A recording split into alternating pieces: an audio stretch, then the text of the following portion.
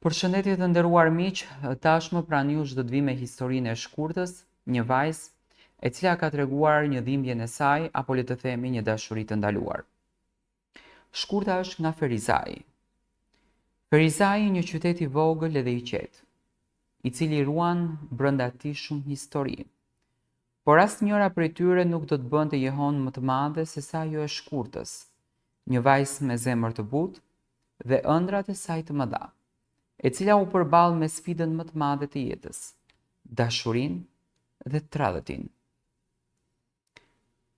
Gjithçka filloi kur shkurta e gjeti veten më pranë kunatit të motrës së saj. Një burr që me personalitetin e tij karizmatik dhe ngrohtësinë që shpërndante, tërhoqi vëmendjen e saj. Ishte diçka që fillimisht ajo e luftoi brenda vetes. Dashuria për të ishte një ndjenjë që as ajo vetë nuk e kuptonte plotësisht. Ndërveprimet e tyre ishin të vogla, por të ngrohta. Një shikim i ndrojtur, një buzëqeshje që zgjaste pak, më shumë se ç'duhej dhe një bisedë e shkujdesur që i linte zemrat e të dyve të rihnin sa më shpejt. Për shkurtën kjo dashuri ndjehej si një ëndër që nuk guxonte t'i vinte emër, por më në fund pas muajsh të tërë lufte të brendshme, ajo nuk mund ta mbante më brenda. Kur ata të dy vendosën të ndajnë ndjenjat e tyre në fshehtësi, gjithçka ndryshoi. Ishte një lidhje e ndaluar që u fsheh nga syri i botës, një dashuri që shkëlqente në errësirën e rregullave të shoqërisë edhe familjes. Shkurta dhe ai filluan të planifikojnë jetën së bashku. Ai premtoi asaj se do të zgjidhte gjithçka dhe se një ditë do të ishin bashkë, larg gjykimeve dhe përçarjeve familjare. Shkurta filloi të ëndërronte për një jetë më të mirë, një martesë me plot dashuri, një shtëpi e ndërtuar mbi themelet e ndjenjave të sinqerta dhe një ardhme e mbushur me lumturi.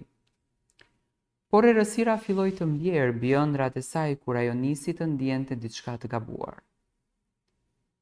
Sjelljet e tij u bën më të largëta dhe premtimet që dikur tingëllonin aq bindëse, tani dukeshin të zbrazta. Dyshimet e saj u vërtetuan kur ajo zbuloi të vërtetën e dhimbshme.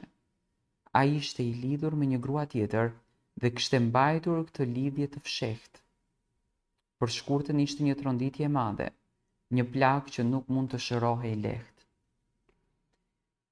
Kur ai vendosi të martohej me gruan tjetër, bota e shkurtës u shëm plotësisht.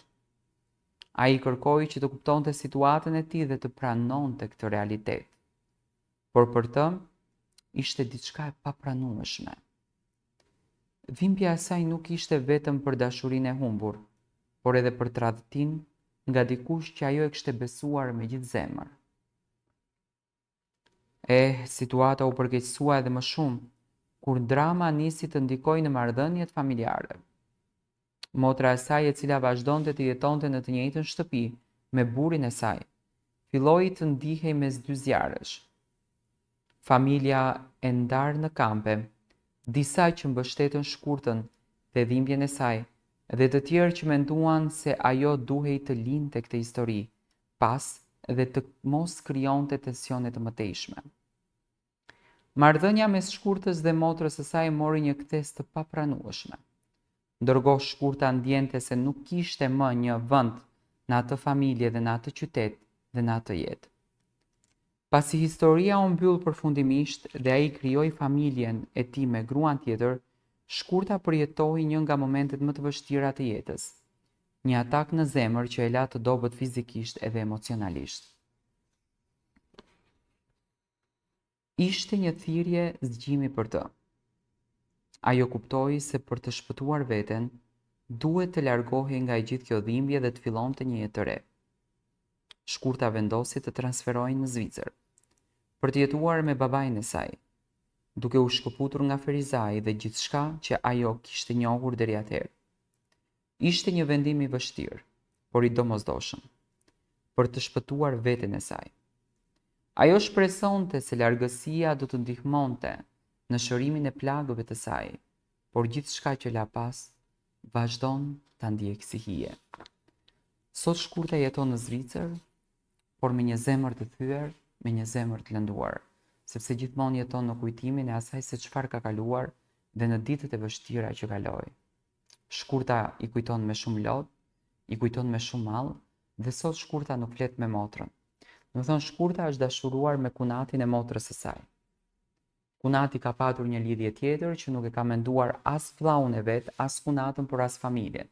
Do të thënë ka shkatruar çdo gjë. Duhet jemi shumë të vëmendshëm në gjërat që ne bëjmë. Duhet jemi shumë të vëmendshëm në vendimet që ne marrim, sepse janë shumë të rëndësishme, sepse nga to varet familja jonë. Duke i neglizhuar ne gjërat, ne humbim gjëra shumë të rëndësishme, që në këtë rast është situata e Shkurtës. Unë shpresoj që Shkurta ta të kalon këtë gjë me qetësi dhe të gjej fatin e jetës. Si do të kishit vepruar ju po të ishit në një histori të